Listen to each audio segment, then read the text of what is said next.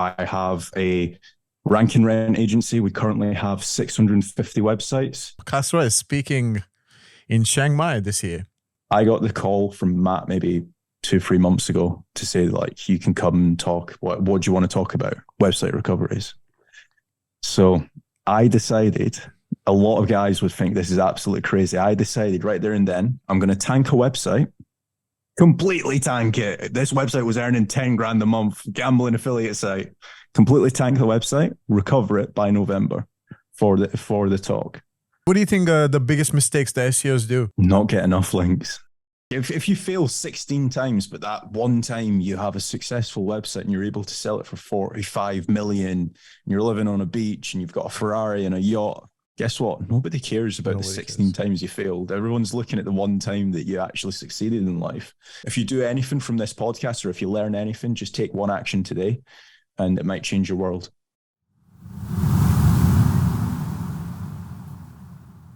Kasra Dash, welcome to the SEO Wisdom Podcast.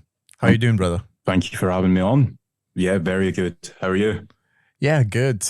I mean, this is the first time us actually talking. And yeah, that's the beauty of our online SEO community. Like, we all kind of know each other in the space. And yeah, and there are times like when we actually catch up. So yeah, it's going to be a proper us connecting and getting to know each other. And I'm really excited, brother. Yeah, it's very weird, the SEO industry. I feel like it's almost as if it's a second family. We all basically speak to one another. We always have some gossip to say and stuff like that. So yeah, very excited. Yeah, and I've been, like, I go on my weekly haul of going on Facebook and Twitter and LinkedIn, and I'm seeing Kasra Dash sharing very insightful tips.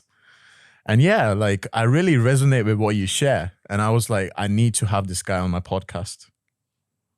Yeah, so I think maybe early November, late December, or late November, early December, I decided, right, I'm going to start conquering all these different platforms. So if you go on TikTok, you'll see me. If you go on Twitter, you'll see me. If you go on YouTube, I've done multiple podcasts. There's Facebook case studies going live every other week. So you can't get away from me. There's also like an email newsletter and stuff like that I send out.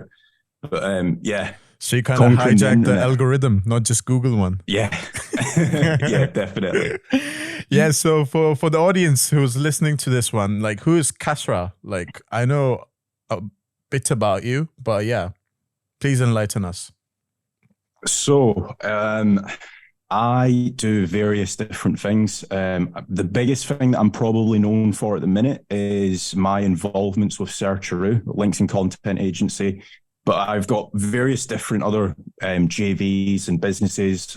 So I have a rank and rent agency. We currently have 650 websites. Wow. 650? 650.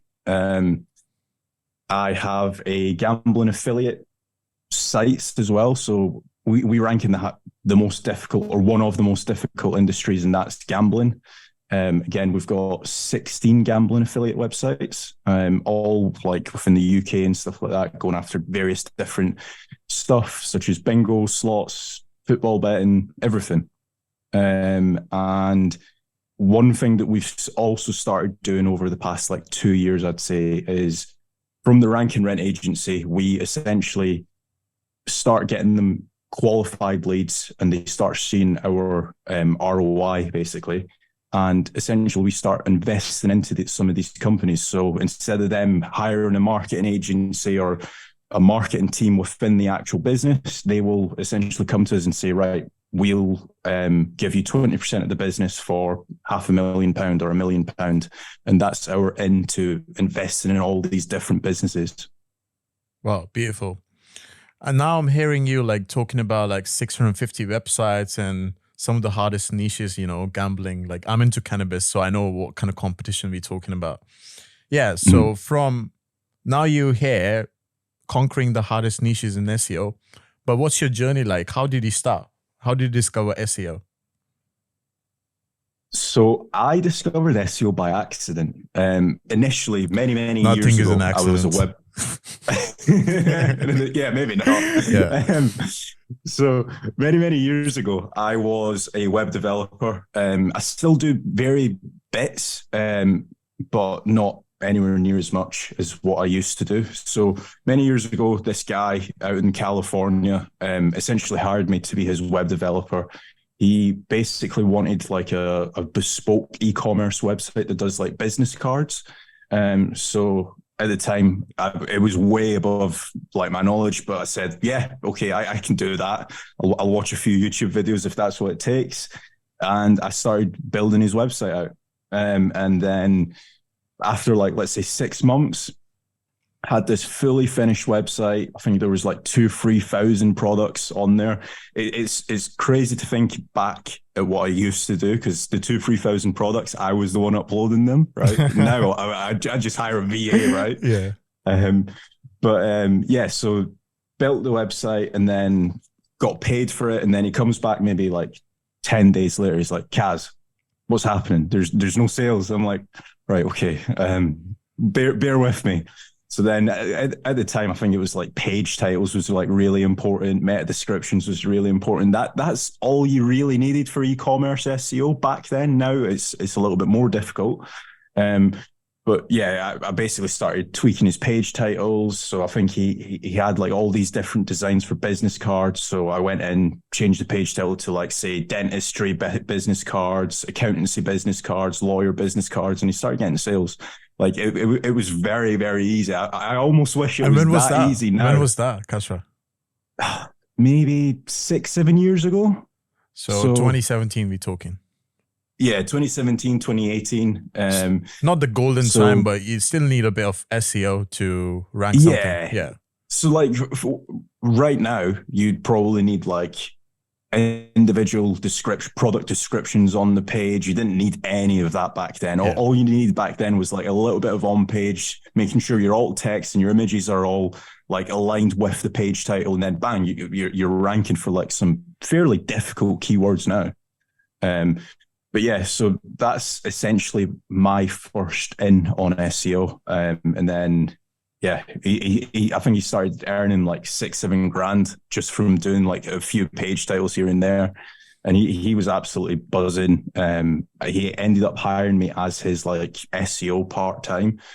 So like I would do like my 9 to 5 as a web developer in Northampton. And then I'd be getting like paid like 2 grand or something every month just for doing a few hours work over the evenings.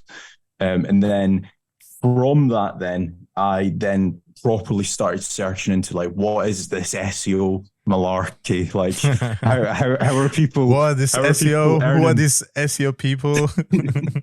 yeah. Like what is this SEO? How is people earning internet money? Right. Yeah. So that's when I basically got into, I think one of the very first videos that I watched on SEO was Daryl Rosser, which is funny because now he's got like an e-commerce SEO agency now. And then it was like the Matt Diggity's, the James Dooley's of the world, like Fat Rank and stuff like that. So yeah, that's my in on SEO. Nice. And how did you transition from doing e-commerce for this guy and discovering SEO and starting all these ventures you're talking about? Like, what was the transition? What was the transition phase? So that e-commerce website that I initially ranked like many years ago, that was my first in on SEO. And then at the time, I was unhappy at my 9 to 5 job. So then I got offered like a 9 to 5 at an actual SEO agency, right? So I had went from just being a web developer to being a web developer still at an SEO agency, but all these guys were ranking a lot more like local stuff, so like doing citations, ranking GMBs, getting reviews, doing PBNs.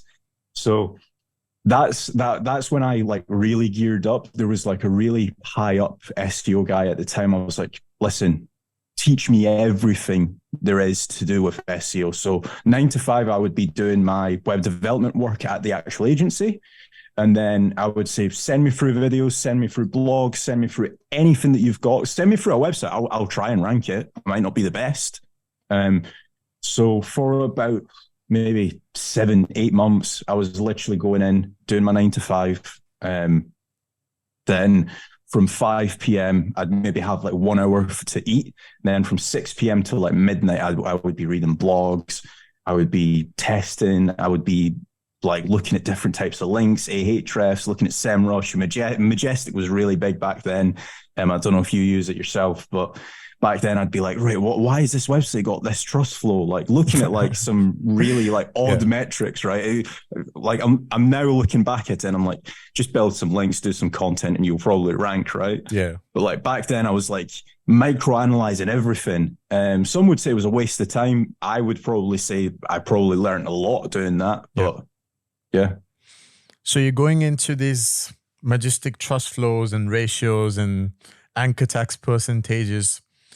Do you think you're developing like a bit of a SEO mindset and you're like, oh, this and this recipe would probably help me rank for this website? Yeah, definitely. So like I would be like looking at all these different metrics and then I would do like a lot of testing back then. I still do a lot of testing, but it'd be like, right, okay, what happens if I do like this link here with this citation and this PBN? What happens to this page?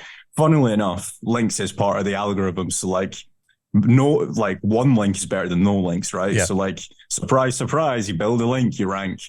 So it's honestly not rocket science. I thought at the time back then, I thought like maybe I need this golden ratio of like 14 links here, 2 PBNs there, 17 citations here, and I'm going to rank. It's not the case. Just get your NAP listed, get a few powerful links, whether that is PBNs or guest posts or niche edits or whatever, get a few links, and you're going to see some results. And that is like SEO nowadays. I don't know about what your thoughts are on that, but it's not the rocket science that everyone makes out to be. Yeah, for me, like as well, I completely agree with you. Like for me as well, like SEO is all about experimenting, testing, and analyzing. And whatever you experiment, the types of results you get, you see what Google is saying at that algorithm, period until the new one comes. And you just kind of adapt. And I don't think there's a big rocket science behind it. It's just like you have to be good at experimenting, observing, and how my pages are actually climbing up to Google, the radar. And so what was your first big success, SEO success? My first SEO success. Like the site, like you nailed it and you're like, okay, now I'm an SEO expert. I can tell my friends, I can tell my parents, something like that,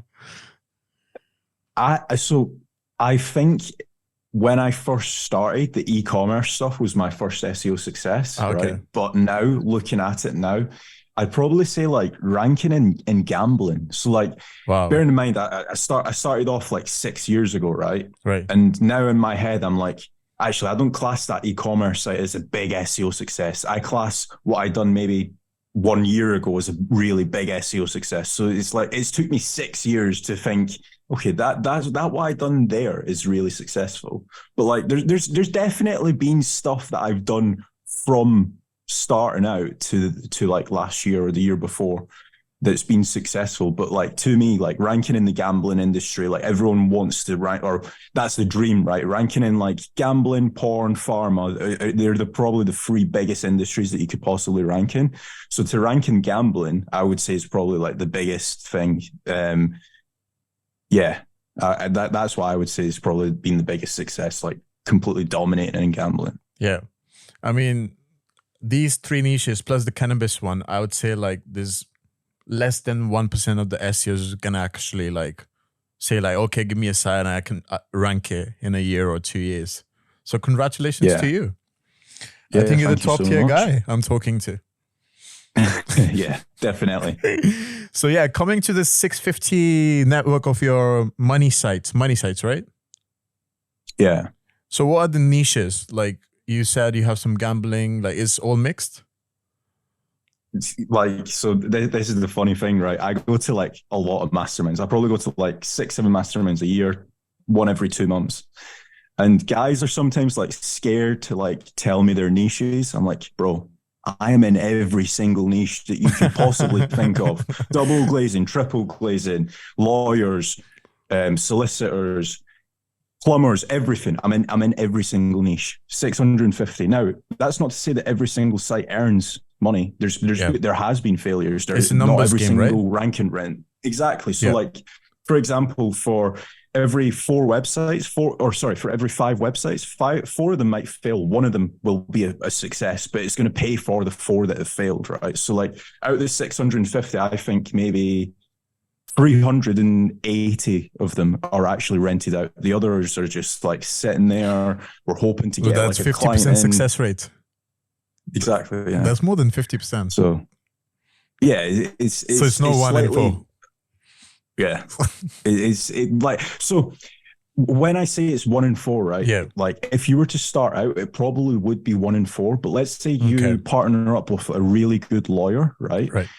What we typically do is like we'll find that one niche that does work. So we've built out 5 websites, 4 of them have failed. This one law website is booming, right? Why is this law website booming? We'll actually sit down with the lawyer and we'll say, right, what's your most profitable sub niche, right? So like law is like, it's got like various different like niches. So like in America, it's like DUIs, personal injury and stuff like that. And so we'll sit down with the lawyer and they say, right, okay, law is a good niche, but my bread and butter, so like my biggest earning within law is personal injury. Can you get me more personal injury leads? So we'll go and build a dedicated personal injury website and we'll rank that website. So then we've got 2 websites rented out to that one client.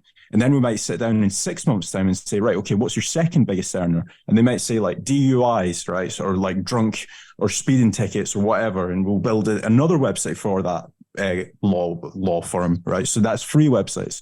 So when I say it's 1 in 4, it does like kind of reverse itself because we'll sit down with that law firm maybe 6 times over the span of 2 years and we might build them out 15 websites. Oh, okay. And how are you managing all these big network sites? Like, what's the team looking like? What's your role? Are you a strategist? With a lot of stress. So, no, I'm joking. It's like it has fallen on its face multiple times, like hosting providers going down, websites being hacked, etc., etc. But like, I typically speak to like the best guys when it comes to hosting or when it comes to like trying to minimize footprint. Right now, not any of these websites are linking to one another, so they're not PBNs. They are genuine money websites. But say, for example, if I have a problem with my hosting or with my caching or whatever, I'll try and find out who the best person is within the SEO industry. Going back to what we were saying before, everyone in the SEO industry speaks to one another, which is the magic thing about this industry. So I might speak to you and say, right, what do you think I should do with my hosting here? Like you're the go-to hosting guy. What do you recommend? And then I might speak to 3 other guys and then say, like, okay, Saket's recommended this, John's recommended that, James has recommended this. I'm going to do a mixture of all 3, and I'm going to go with this hosting, with this caching provider and this proxy provider, and then do like a mix of all 3 and get the best possible outcome. So I do like a lot of like strategizing and like ideas and stuff like that. But then when it comes to like implementing, I've got like a staff of like 16 people that'll like implement it. They'll do it. They'll test it out. They'll come back to me with the test results. So yeah. Coming back to the hosting, I have a question. So one of my main sites now, one of my main projects, like it got hacked, a few weeks ago. Mm-hmm. And yeah, I was wondering if it's the hosting, if it's like maybe the admin panel, like what are your recommendations not getting hacked, like when the site goes big? And I'm thinking like the hackers are going after the sites which are actually being ranked. They're not wasting their times, right? Yeah. So it's a very good question. And I'm probably going to give you an answer where you might be like, Kaz, come on, give me a better answer than that, right? So it does depend. So there's been times where, like many years ago, I had a website that got hacked, very similar to yourself, and I didn't know what was causing it. Could it be the hosting? Could it be the plugins? Could it be the theme? Now, one word of advice that I would give to anyone that's trying to scale out 650 rank and rent websites on WordPress is do not install 10 million plugins, try and have a very rigid framework. So I think our framework has maybe 2 plugins, 1 theme, and that's it. It's quite possibly the cleanest setup that you could ever see for a WordPress website. So if you can minimize the amount of plugins, you're minimizing the amount of risks, you're minimizing the amount of like hacks. What people don't remember is that the WordPress repository, right, for all the plugins, it's open source. So say, for example, you download, I don't know, Yoast SEO, and Yoast SEO has a flaw in it that allows people to inject MySQLs and stuff like that, right? Everyone's going to have that issue. So if that plugin's been downloaded 6 million times, 6 million vulnerabilities. So try to avoid plugins as much as you can. There's a lot of developers that use 60 plugins to do like one thing. And like out of the 60 plugins, they might only be using 5% of the plugin, and there's 95% of bloat. So try and minimize plugins as much as you can. Make sure everything's up to date. Make sure you're with actually like a reliable host as well. Like there's a lot of guys that like cheap out. Ionos. Which one? Ionos. Okay. What 1&1. I use them. I've used Cloudways as well. Are they fast? No, I've never heard of them. Oh yeah. They're rapid. Like we have like a guy that's inside, and he he pings me an email, and he's like, "Kaz, we've got these new Intel chipsets, and it's coming out next month. Do you want whitelisted?" I'm like, "Yeah, definitely whitelist me on that." Like I would be lying to you if I said that this was the first hosting provider that I've used and it's worked flawlessly.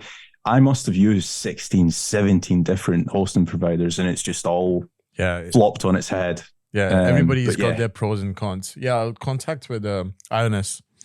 And I'll give you my guy. Yeah, for sure. Thanks, brother. So hosting, plugin, minimizing the plugins. Yeah, I'm also testing with that. I think the hacks have gone a little less. Even the plugins and stuff, like I'm seeing like if it's less plugins, including the one that kind of blocks all the bots and stuff, the hacks are very, very less, but it does not like, you're not immune in it 100%. Yeah. Do you use WordFence? I have it on some of the sites, WordFence. So WordFence is pretty good. They have so they've got a plugin, but they've also got a service. So if your website does get hacked, right, you can like contact their specialist. I don't know how much it might be. It might be like a couple $100, and they'll go in, they'll delete all the hacks and stuff like that and close the door. So that's a super important part to it. So like, say for example, your website gets hacked today, a lot of people will just roll it back to like last week, right? Their website, or like 2 days ago. The actual hack, it's not gone, it's still there. So the guy that's hacked your website can still access your website, inject links, or post a load of comments, or whatever the hacker wants to do, they can still do. So the super important part is actually closing that door and making sure it stays shut. And it just came into my mind now. All these hackers, right? They're injecting porn, gambling kind of links. You know the hacker, right, Kasra? No. Definitely not. There's because you told me you're in every top tier nation. I'm like, oh, he might be the hacker. There's no, definitely not. They are getting links for a cheap price though. Some of those hackers out there. Yeah.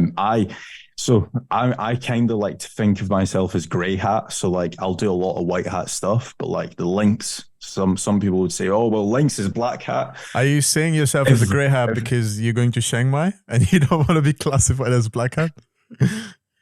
No, to be honest, I'm always on the fence, right? Because like if you were to go and publish, let's say 60 articles, and you're just going to do the typical white hat thing of the links will come. Yeah. The links ain't going to come. You need to be buying links. Yeah. And that's not to say like go and buy hacked links, right? Because like hacked links, from my experience, I don't know about yourself, Saket, but from my experience, hacked links is probably the most dangerous thing that you could do to your website. Because what's the biggest negative SEO attack that you can do? Do you know? Go and build 50 links to your competitors, right? And remove them a month later. Yeah. Guess what? But you know what I've noticed, Kasra? What I've noticed is like it takes a while for the rankings to go down. It takes more than 6 months sometimes. Nowadays.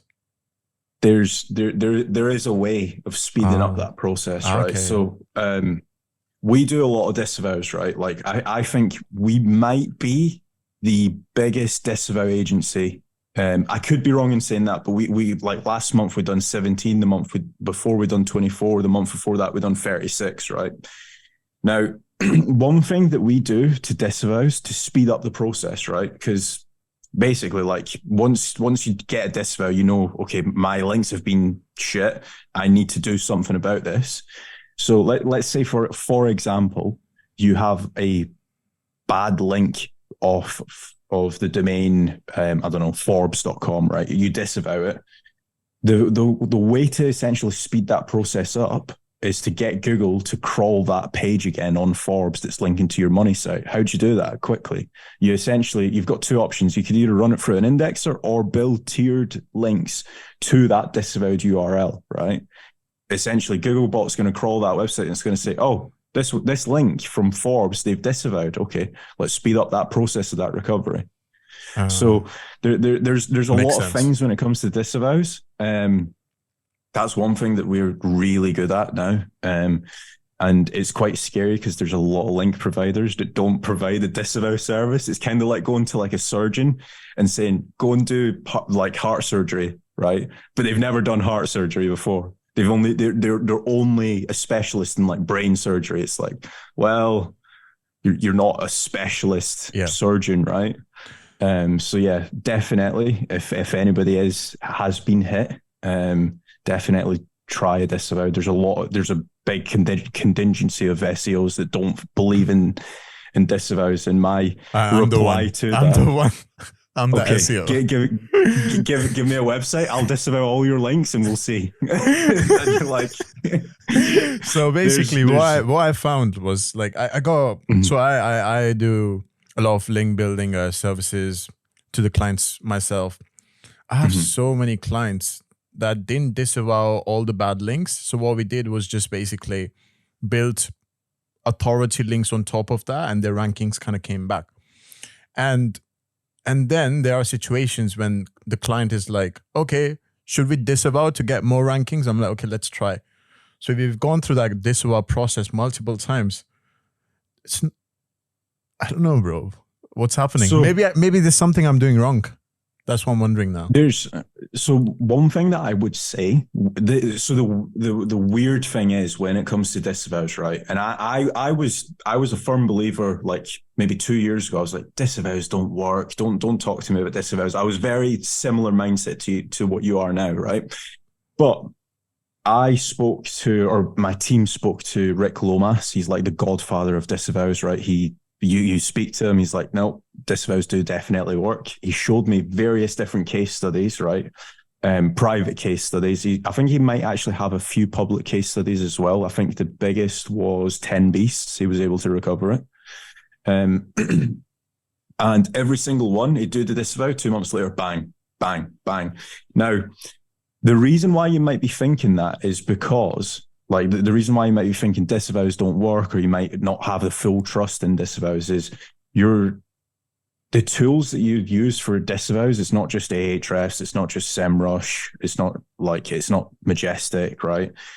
You need to use like certain tools. Like it's took my team 18 months to get trained on disavows, right? Like it's a very experienced team on links. They're like, why are we disavowing this link? This looks like it's got high DR, it's relevant, etc. No, the disavow is telling you it's not. It's a spammed domain, right? Right. And every single website has a spam score. So like back to what you were saying, like CBD, gambling, adult porn, they've typically got a higher spam score. So like it's all to do with like the correlation of your competitors' backlinks, right? So if your competitors all have like, typically speaking, spammier links, right? you're going to get away with a lot more spammier links yourself. But if, say, for example, you're a gardener in Miami, you're not going to be able to get away with the same type of links as a gambling affiliate site or a CBD site or a weed website, right? So it does come down to various things. So like what niche you're in, what links your competitors have, where you are in the world, right? So like a link in, for example, London might be like really spammy for as opposed to a link in like Los Angeles, right? So like it's really weird, right? It took me like 6 months to get my head around disavows and how they work and like why you're disavowing certain links. But like when I speak to SEOs now and it's like, well, did you just do a disavow from Ahrefs and SEMrush? And they're like, yeah. It's like, right, okay, you didn't do the disavow right. You just went off of like DR or I don't know what SEMrush's metric is.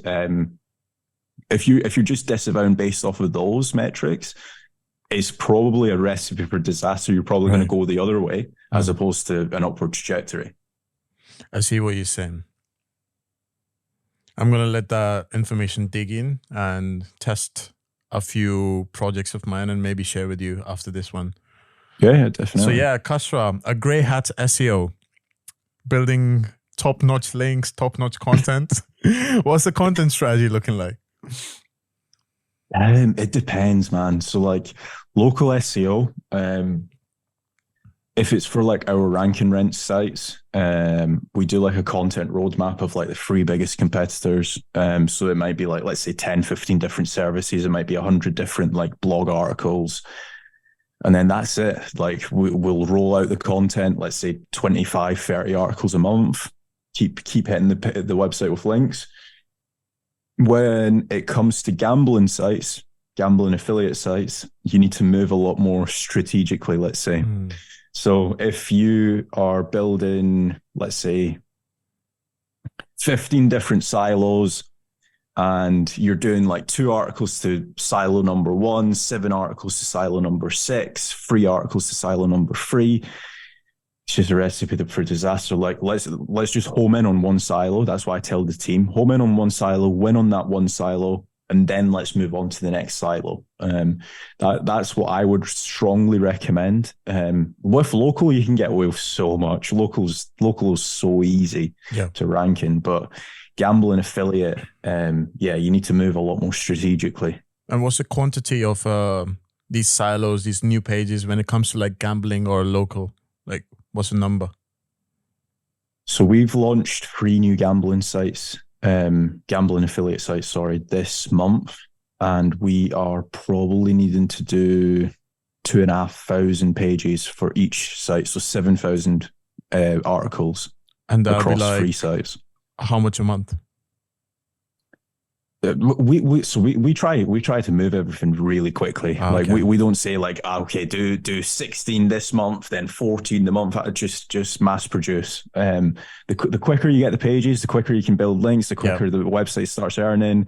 It's like a snowball effect, right? If you're like, okay, I've read this article that says I need to upload 7 blogs this month and then 6 the next month and build 2 links. No, don't do that. Just get the content rolling. Again, some people might have like a budget restriction. I'm very lucky that I don't have a budget restriction, so I can go and get my 73 content writers to mass produce 100 articles and then 200 articles and 300 articles. A lot of people can't do that. The guys that have tighter budgets, what I would recommend is filling up one silo. So let's say, for example, you have a affiliate website to do with like running shoes, right? Do all the running shoes for like women's running shoes, right? Fill out that silo, or even go one step further and say, right, okay, I'm going to do every single review page to do with white running shoes for women, right? So there might be like, let's say 20 white running shoes for women, right? Okay, I've done that silo this month. Next month, I'm going to focus on hiking boots for women. Do that silo. So that may be like, let's say another 30 articles. So you're saying like with all these large quantities of silos and new pages and blogs and stuff, the quantity kind of matters, right? When you compete in big niches. Yeah, definitely. It's like, so I gave this example in a talk that I done recently. And I said, if you've got like a website, right, and it's talking about like you've got like one page on running shoes for men, another page on like hiking boots for men, and then another page on like, I don't know, uh, football boots for men, right? And then site number two, your competitor, right, has the best places to run for men, the top 10 shoes, the top 10 running shoes for men, best places to hike for men. Like, you're more inclined to go to your competitor website because he's not just talking about running shoes. He's also got knowledge on the best places to run, the best places to run on the beach. Like, he's just got more knowledge about that subject. So the more like you want to become the most knowledgeable resource for your industry, whether that's gambling, dentistry, law, whatever that is, you want an article on it. So the more articles that you can help people with, whether that might not be monetary value, you might not get anything from it, but you're providing value to the client that's come on your website. And it's like, okay, this website, saketsrunningshoes.com. Oh my God, it's the best running shoes resource. It's got the top 10 beaches to run on, the best shoes to run with, the best, I don't know, hiking places, etc., etc. It's not just trying to sell you a running shoe, right? Yeah. So again, this is kind of more my white hat speaking, because like a lot of black hats will be like, right, okay, I'm going to blast out 60 articles on Adidas running shoes and Nike running shoes, and I'm going to do a roundup of the top 40 running shoes for men, and I'm going to start earning. Those days are gone. Yeah. Like all the websites that had those similar styles, like the Gear Hungries of the world, that's why it tanked. It's not got any resources. It's not providing any value. Yeah. And how are you leveraging AI? Are you using any AI with the content? Or are you testing something? Or it's all... So we've tested a lot.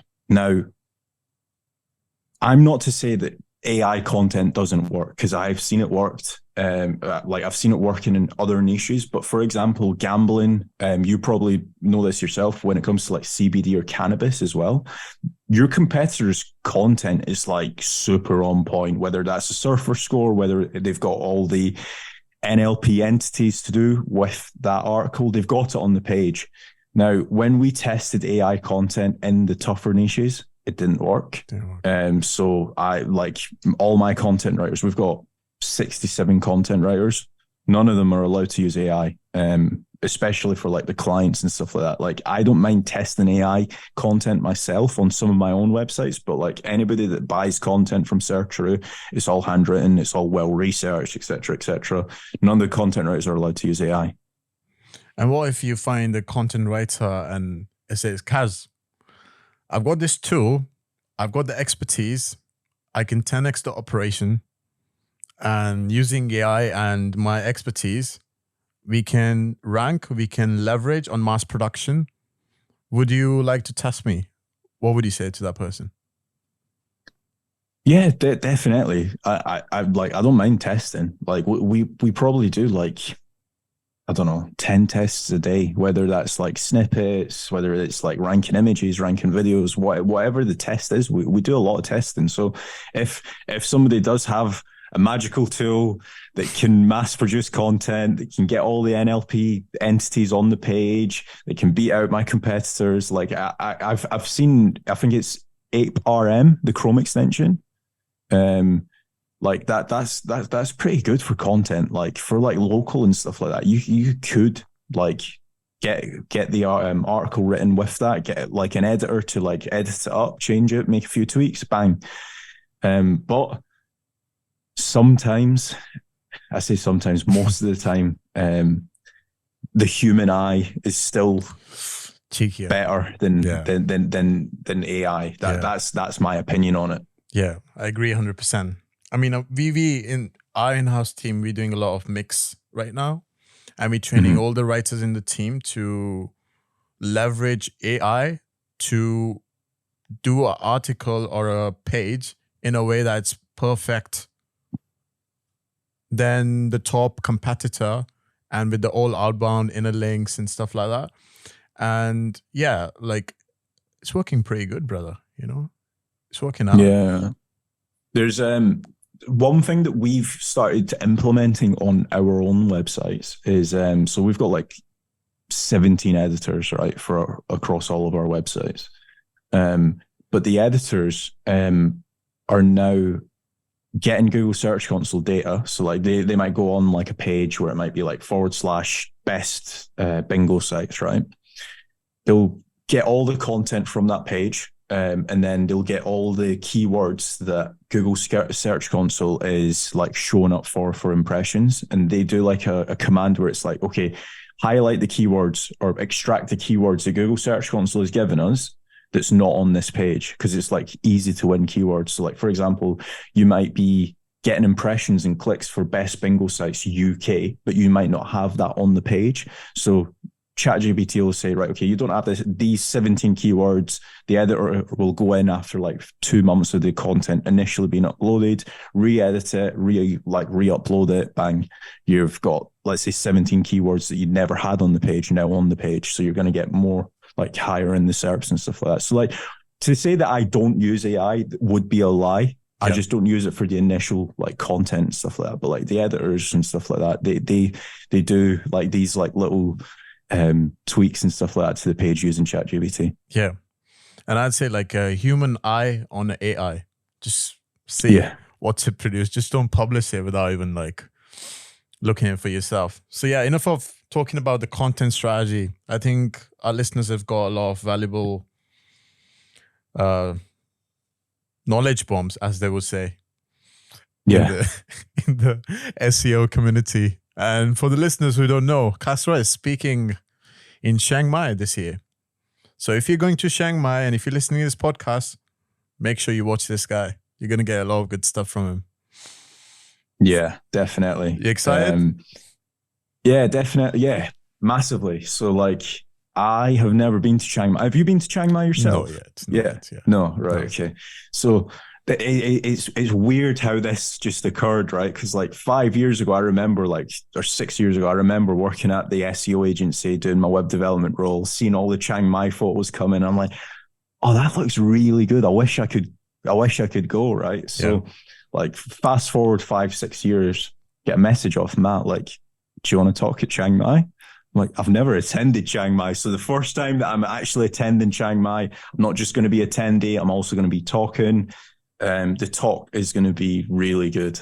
I'll give a little bit of an insight to your audience. So I got the call from Matt maybe 2-3 months ago to say like, you can come and talk. What do you want to talk about? Website recoveries.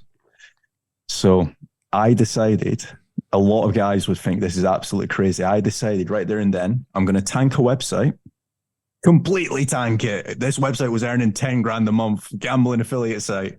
Completely tank the website, recover it by November for the talk. So It went from earning 10 grand a month passively, right? Like literally, I could have just sold the website, could have been living on a yacht in Bali like yourself, right? I was like, no, I'm going to tank the website. I'm going to recover it for this talk. So are you in the mid of the process? Oh. So we went from 10K earnings every single month. We went down to completely zero for 2 months. We're back at 6.5 grand. Oh, so you're already making it. Maybe it'll go to even higher earnings than 10K. And that could be a beautiful... I'm hoping by November time, we should be like, we're estimating 20K a month. So yeah, it's going to be That's a really good blow talk. Up for sure. That's going to blow up. Yeah. Nice one. Definitely. So yeah, link building strategy. You're a gray hat, but you're a black hat and a white hat. What were we saying? I'm all the hats. All the hats. Give all the hats to Kasra. What are we saying, brother? What's your strategy? What are your secrets? What you want to share? What you don't want to share? It's up to you. So link building strategies. One thing that I've noticed is doing niche edits to like silo pages, like pages that contain a lot of links, and then doing guest posts to like the pages that you actually do care about ranking helps massively right now. Tiered link building is more important than ever. I'm seeing pages. So like, for example, I do a lot of client calls with Searcheroo, and a lot of the clients come to me and they're like, I don't want links if Saket's my competitor and he's got a link from, let's say, Forbes, right? And I'm like, why? So they'll tell me their reasons. And I said, right, okay, we'll get the same link off Forbes, right? But we'll power up with tier twos. And every time we've done it, they've just outranked their competitors just by doing tier twos. It could be the same guest post that they've got as 3 of their other competitors, but their guest post is better just by having tiered links. So tier twos is more important than ever before. A lot of guys in local, even in like the easier affiliate, like Amazon affiliate guys, they're not taking advantage of it. So if you are listening to the podcast and if you're not doing tier twos, definitely use tier twos. I believe Saket, you do a lot of PBNs. I don't know if any of your guys use them for tier twos. Yeah, like that's what I'm noticing. Like tier 2 PBN links back in the days, 2 years ago, I get like 50% of clients based on tier 2 links. Now it's just reduced to like maybe 5%. Yeah. All the guys who are getting PBN links from me, they're going for tier 1, like money sites.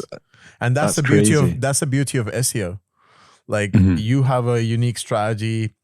My clients have a unique strategy and everybody's testing and analyzing and see what's working. I think it's just in the middle and just try a bit of everything. And that could be your perfect SEO recipe. Yeah.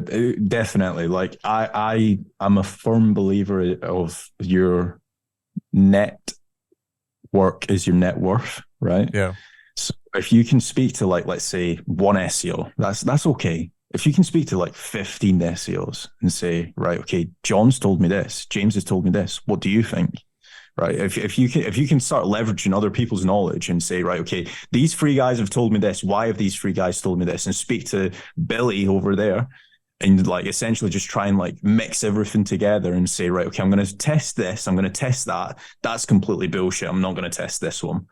So testing is like massive. And yeah, like speaking to as many people, going to like networking, like specifically to do with SEO, just getting out your shell. Like there's a lot of SEOs that are like introverts. Now, again, I don't have anything against introverts, right? But like, just like getting out of your comfort zone, going to like a few of these events, like it could literally change your life, especially for the better. Like a lot of the SEO guys, like they think that we don't share. Like, give me a couple drinks. I'll be sharing so many knowledge bombs at the bar, right? Just do that. You'll be on your no alcohol challenge in Chiang Mai. Yeah, definitely. So yeah, link building. What do you think the biggest mistakes the SEOs do with link building? Not get enough links. Okay, they're scared. That's what I say as well. They're so many people like are scared to build links. I don't know if you see this yourself. They're like, well. My competitor has 72 links. I've got 70. That means I only need to get 2 more. No, just get more links, man. So no, from a link building, from an off-page SEO point of view, I do believe that there is a massive misconception when it comes to like actually acquiring the correct type of links. Like people might have read a couple blogs and they might think, okay, I need a DR85 link. From this website, and it's like, actually, if you were to get like 4 DR25 or 4 DR35 links, it's going to be way better than this 1 DR80 link over here. Yeah. So like massive misconception when it comes to that. I probably shouldn't be saying that because like we do everything off of DR. So like the higher the DR on search through, the more expensive. But again, like I am all for like lowering everyone's spending when it comes to SEO. Like nobody wants to be spending 60 grand a month on links and content, right? Everyone wants to be spending 10 grand a month on links and content and 50 grand on a holiday, taking your wife to the beach, etc., right? Yeah. So it's all about minimizing link cost, and that's probably the biggest thing. Tier 2s, man, like tier 2s. Like is you like people are buying guest posts for like $300 and they're not powering it up, and it's like, why? You've just went and bought like a DR65 link and it's not being powered up. You're not maximizing like the biggest bang for your buck there. Like that's another thing. Content silos, making sure like you have like a really good roadmap, like a good like scope on like the different articles that you want to be producing. Again, guys, don't just go after like money terms. I know everyone wants to be earning money. Everyone wants like the biggest affiliate sites and stuff like that. Try and actually produce content that does provide value. Nobody wants to be talking to the guy at the bar that just recommends running shoes, right? You'd be more inclined if he's recommending like the top 10 beaches to run at, best hiking trails, best running spots, etc., etc. That guy's more knowledgeable than the guy that just knows the top 10 running shoes. Yeah. So just think of it like that as well from a content point of view. Yeah, it's like you saying, describe your content as you like to describe your ideal partner. Just make a list of all the things you want. Yeah, your perfect ideal partner. But yeah, coming back to I completely agree, brother. Like, people shouldn't be worried about like building a lot of links. Like, one of our clients, like agency clients, I think we've done 4,000 PBNs, tier 1 to a site. And he's banking. And he's banking like, he's getting a lot of leads. That's for sure. We have a very, sorry to cut in, but we have a very similar client at Searcheroo. He is, let's just say he's a rich Saudi, right? He came to us, wanted links. He was like, I don't have a budget. Tell me how much I need to spend, right? And we were like, right, okay, this guy's probably going to break it down into months. So we're like, right, you need like, let's say 30 grand worth of guest posts. Bang, month 1, 30 grand worth of guest posts, right? He started ranking for a keyword. And that keyword in 1 month earned him 100 grand. So it was 70 grand profit, or well, excluding staff and stuff like that, 70 grand profit from an SEO ROI point of view. And it's like, yeah, month 2, how much do we need to spend? It's like 25 grand. Right. But what he didn't, like, what we thought is like, okay, we're going to give him a 30 grand quote, but he's going to break it down over like the next 12 months, right? So he's spending like, let's say 3 grand a month or whatever. But he was like, no. I want to rank me as quick as you can. My money. And it's like, yeah, and take my money. If you can get me the rankings, I'll keep providing the money. Literally month 1, it was honestly the quickest one. So sorry, that's probably a lie. It's probably one of the quickest jumps I've ever seen. Like literally within like 2 weeks, he was ranking for his main primary keyword. And he's like, I've been to like 3 different SEO agencies in Dubai, Qatar and stuff like that. And they've not even been able to get me these results. So I don't mind spending this money if you guys can keep getting me the results. So yeah, I totally understand like 3,000 PBNs, 30,000 guest posts, or 30,000 US dollars worth of guest posts is nuts. Yeah. I have a similar case as well. Just recently, like 2 months ago, a client comes and he's like, I've got this defender recovery, wherever, US, Australia, wherever, and I want to rank top 5 in the next 2 months. And I'm like, okay, so what's your budget? What number are you comfortable with? He's like, let's start with 25 PBNs a month. And I convinced him to getting like almost 300 PBN links a month, and he was very scared, and he pulled the trigger. And he just sent me an email just a month ago. Boss is really happy. The team is really happy. Can we push to 500 next month? It's so funny when you change their perception, you know? And they're like, oh shit, Kaz was not lying. Saket was not lying. They're right.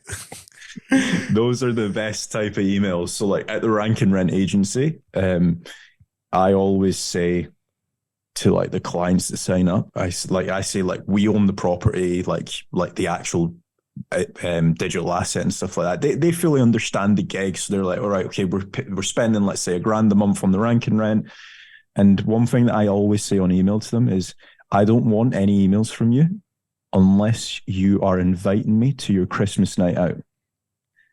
9 times out of 10, because we can actually rank and get results, they end up inviting me to a Christmas night out. Like this last year, we were invited out to like 16 different Christmas night outs, right? And it's like, well, we can't go to all of them, right? So we had to be very selective Otherwise, it's just like bang, bang, bang, bang, bang. Every night you're on a night out. Yeah. So, I mean, you should be picking unique days now. Christmas, Easter's, New Year's. There's a lot of days, brother, that you can celebrate the wins. Yeah, definitely. But yeah, not too much alcohol. I can give you stress. I feel like alcohol is a lot common in SEOs. I hung out with a few SEOs, and like we have a big community. What would you say, like people who drink a lot, their stress management ratio? What you observed, like? So I actually did a tweet on this weirdly, like maybe 3 years ago, right? And I said, I always feel like shit after drinking. It's like, it's never just a 1 day hangover, right? It's like a 7 day hangover, right? And I said, right, okay, let's break it down. Let's say you drink 12 times a year. So once a month, right? Some would consider that healthy, right? But then the knock-on effect is a weak hangover, like you're feeling lethargic, you're slow, you might not be in the mindset of actually doing work. You might still be doing work, but you're not doing work, if that makes sense, right? You're not 100%. So 12 times a year you feel like that. That's 3 months. You feel like that. And guess what? Your competitors probably don't feel like that. So every day, like, the beauty of SEO is it's a numbers game, right? So every day you're feeling lethargic. For the 3 months you're feeling lethargic. Bear in mind, you've only went out 12 times a year, right? For the 3 months that you feel slow, lethargic, guess what? Your competitors are completely crushing you. They're building more links. They're building more articles. They're uploading more articles. They're re-editing the articles. You've lost. Yeah. So I'm very similar to what you are. Obviously, you don't drink at all, right? But I am very selective in when I drink. I probably will be drinking in Chiang Mai though when you speak. That night. Definitely. That's about it. So like I'll probably be like really drunk, or like I'll probably get like go out maybe 3 or 4 times a year. 3 times a year. I think that's a good ratio. That's a good ratio. Yeah, I don't even do anything for my birthday nowadays. Birthdays are boring now. Yeah, every day is a birthday, day. Brother, isn't it? Yeah, exactly. It's just like if I, like, for example, how old are you, bro? When I was like, how old are you? 25. No way, I'm 25 as well. Are you really? Yeah. I thought you were younger.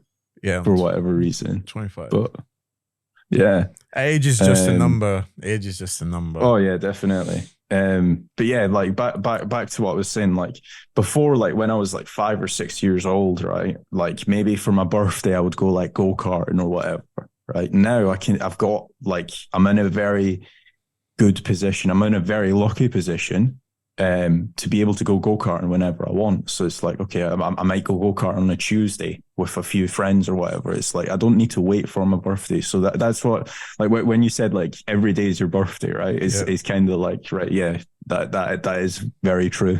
Yeah. And what's your routine looking like? What time you waking up? What time you crushing emails? And then you like logging off?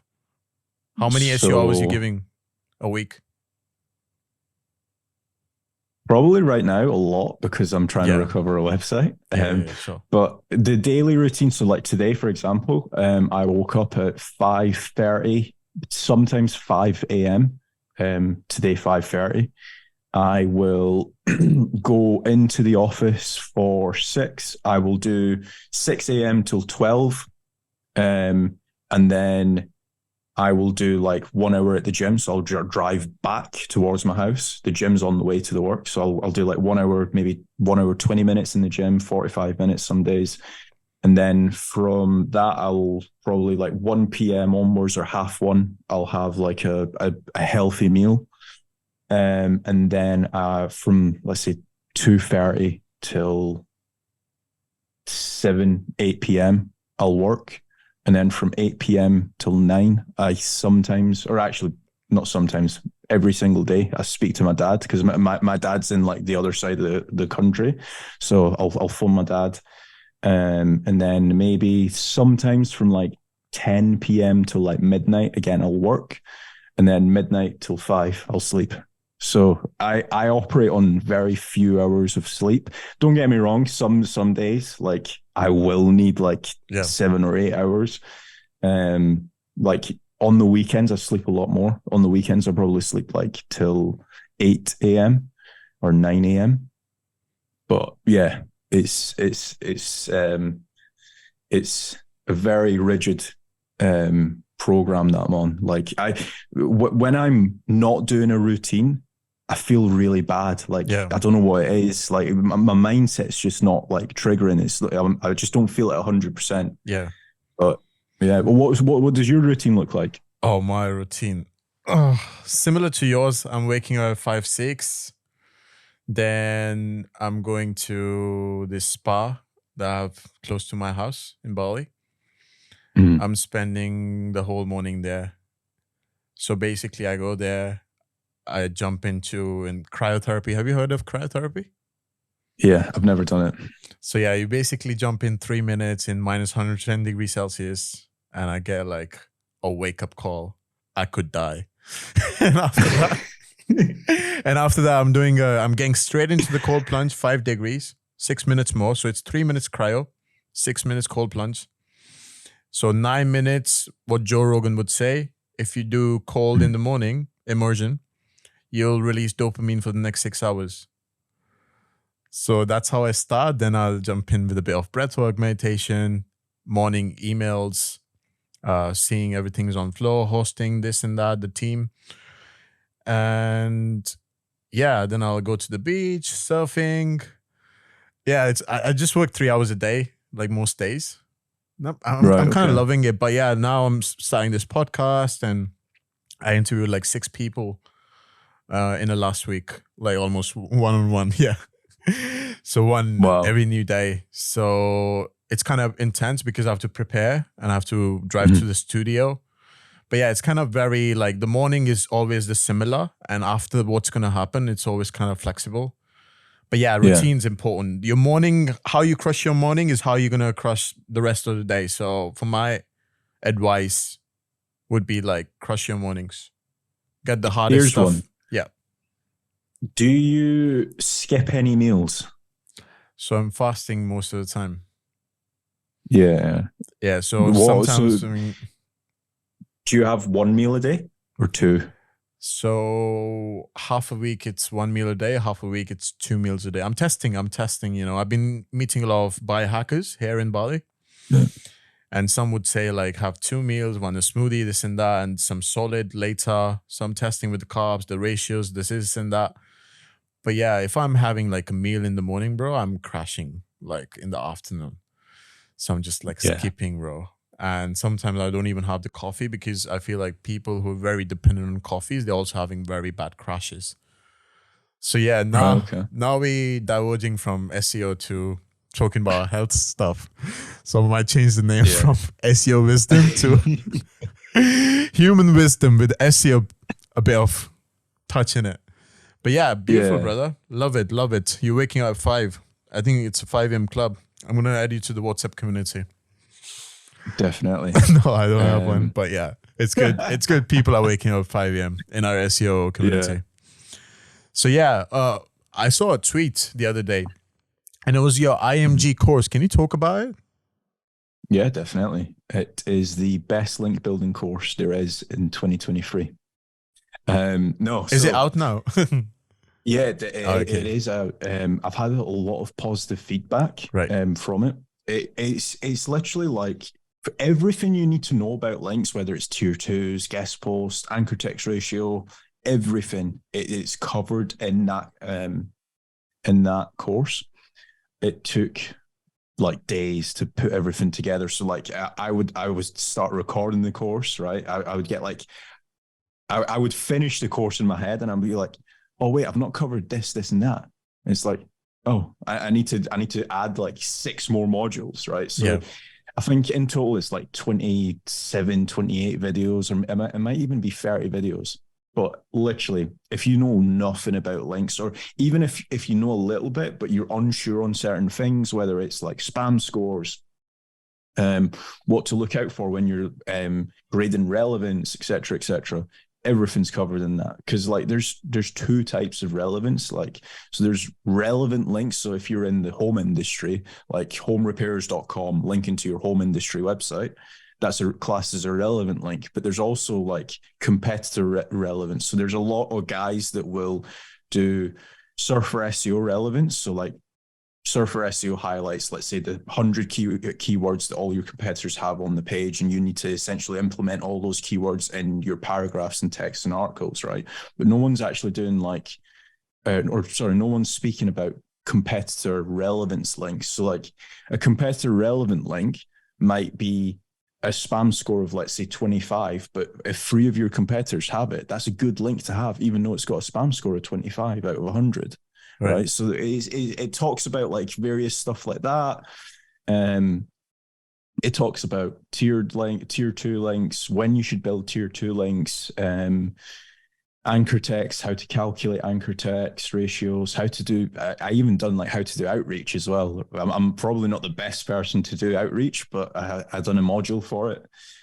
So yeah, everything that's covered in that course is like very like up to standard for 2023. Like nothing has changed. Like it came out in, I think it might have been February, and everything in that course still applies to this day. So we're at the 25th of April 2023. Everything still applies.